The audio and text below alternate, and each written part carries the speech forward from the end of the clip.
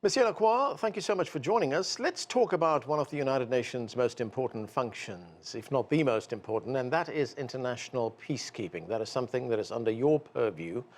China, of course, is a significant contributor to both the finances of peacekeeping operations as well as troops. How would you characterize China's involvement in international peacekeeping operations? Thank you very much for having me, and it's giving me a good opportunity to talk about China's support to peacekeeping just a few days after I visited Beijing and had a number of meetings with officials and the Chinese government. Indeed, I mean, China is a very important partner to peacekeeping in many different ways. As you noted, China is one of the most important financial contributors to peacekeeping. But it's also one of the most important troop and police contributing countries to peacekeeping, and of course, it is very important for us to count on this continued support. I would also add that we have had the support of China to the initiatives that we have taken, that we are currently implementing regarding the improvement of peacekeeping. And I have in mind, in particular, the leadership role that China has taken regarding the very critical file of the safety and security of peacekeepers. China has initiated a resolution of the Security Council on this very important topic, and also has been very instrumental in the creation of the group of member states, so-called group of friends of the safety and security of peacekeepers. So just, I mean, these are really the many areas in which we're able to count on China's support. Of course, it's highly appreciated. Right, you talk about the safety of peacekeepers, and of course we live in a rapidly changing world where there are new challenges emerging all the time. This is the 75th anniversary of UN peacekeeping. In recent years, we've seen things like the scourge of terrorism. We've seen how organized crime has got involved in many countries, destabilizing many societies as well. We've seen the level of violence in many countries. I mean, one could take Haiti as an example. What are the challenges, the new challenges that you and UN peacekeeping is facing right now? Indeed, we are facing significant challenges, and I would say that most of our peacekeeping operations have had a deteriorated political and security environment over the last couple of years, even if I compare with 2 or 3 years ago. I think probably one of our key challenges is political, and is the fact that we have an international community membership that is more divided than before.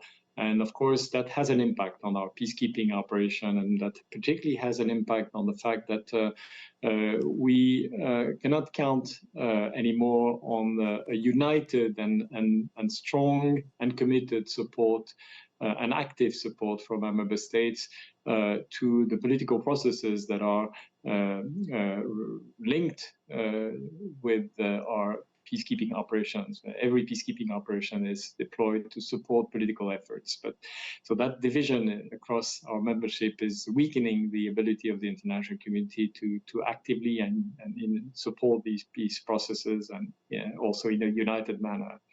But we're also facing challenges related to the evolution of conflict. You mentioned terrorism, which is an important factor that is affecting our peacekeepers in many places around the world. We are faced with the evolving threats, such as the increased use of improvised explosive devices that are affecting our peacekeepers, various sophisticated attacks against our people and our camps.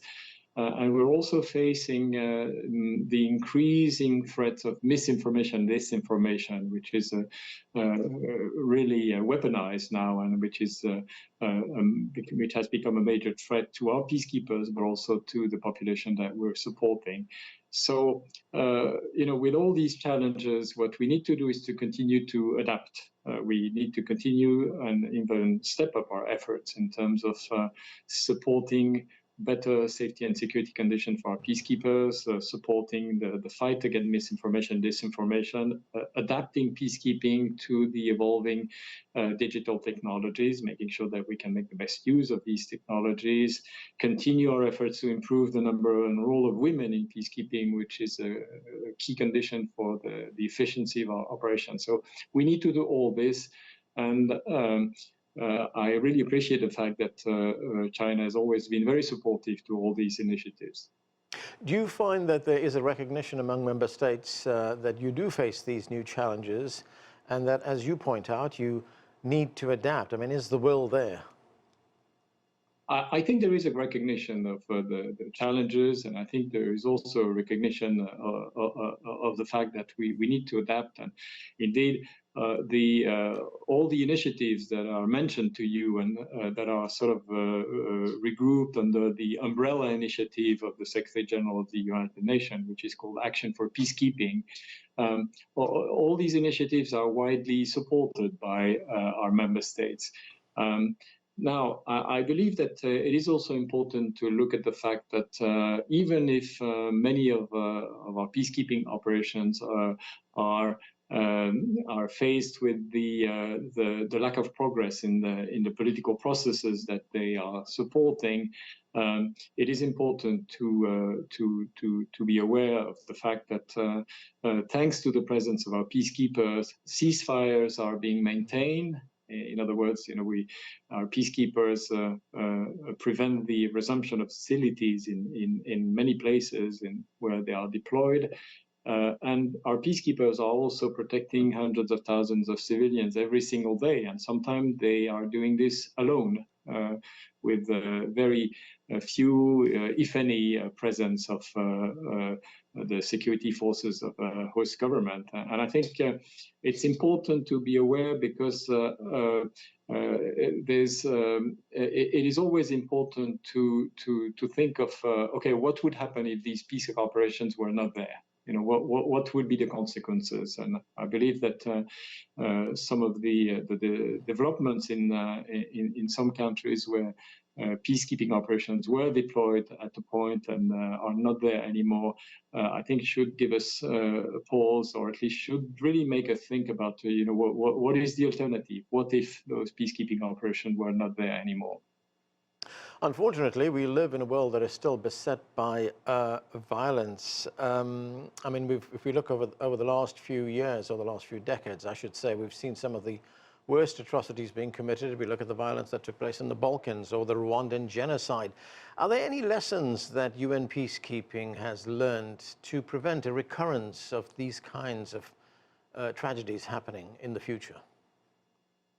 Absolutely. I think first of all, the UN Secretary General Antonio Guterres puts a lot of emphasis on prevention, and I think it is critically important to be more effective in preventing conflict, which implies that first of all we need more unity across the international community, but we also need to work to do more on the drivers of conflict. I would mention the impact of climate change. I would mention the impact of global terrorism. I would mention also the impact of transnational criminal activities, such as the exploitation of natural resources or the various trafficking in arms or human beings or drugs. And all of this is massively fueling conflict around the world.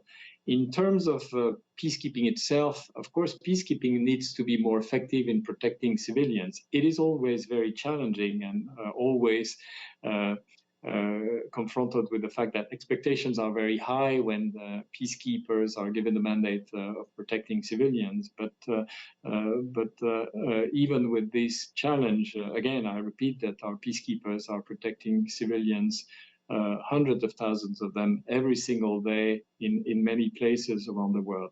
But we need to be better, and this is why we need to work on the important issues such as improving situational awareness. In other words, improving the ability of our peacekeepers to know about the threats, to know about the environment, and also to be more reactive with increase and enhancement of their mobility, enhancement of the coordination between the civilian part, the police, and the military part.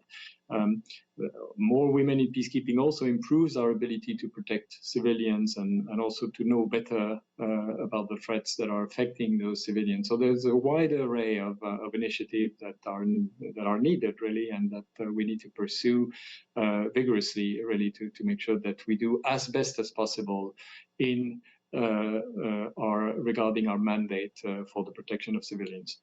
Right, so UN peacekeepers, as you point out, are protecting hundreds of thousands of civilians around the world. Where do you see on the ground your biggest challenges right now?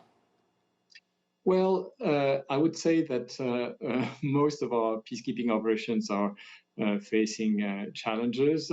I think, of course, we are currently in the process of withdrawing our peacekeeping mission in Mali as a result of the decision by the Malian authorities. So that is the immediate challenge that we face, and against the backdrop of a situation that is challenging.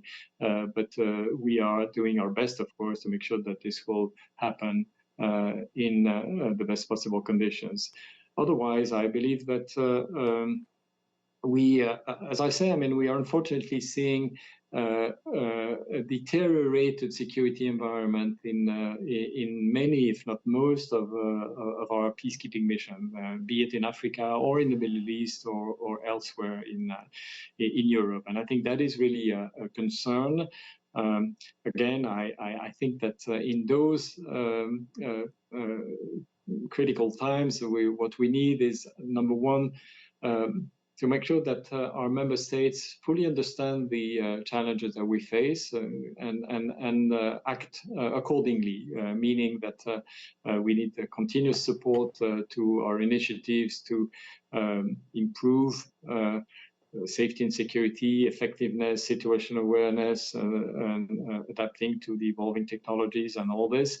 And we need as much unity as possible from our member states in support of our peacekeeping operations. I know it's challenging because we have a divided membership, but our missions, our peacekeeping missions, are their mission. They are the missions of our member states. The member states decide on their mandate and decide on their finance. So we need them to be really as supportive as possible.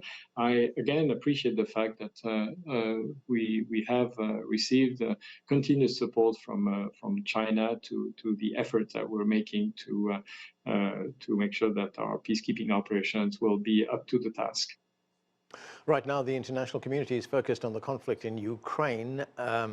It's having an impact around the world, and the two sides are no nearer a diplomatic solution. Do you think the deployment of UN peacekeeping force could form part of a wider negotiated solution to this conflict? Well, I think that we are definitely not there at this point, and I don't really know whether at a later stage that option would be considered. The Secretary General recently said that he would be ready, of course, to be more involved in peace efforts, and at the same time, you would have noted that he indicated also that unfortunately he thought that at this point the time was not there, or the conditions were not there for such a role. But we are all hopeful, of course, that the time will come when more efforts towards a peaceful solution, according to the resolution of the General Assembly, the conditions will be there. Monsieur Lacroix, thank you so much for joining us. Thank you very much. All the best.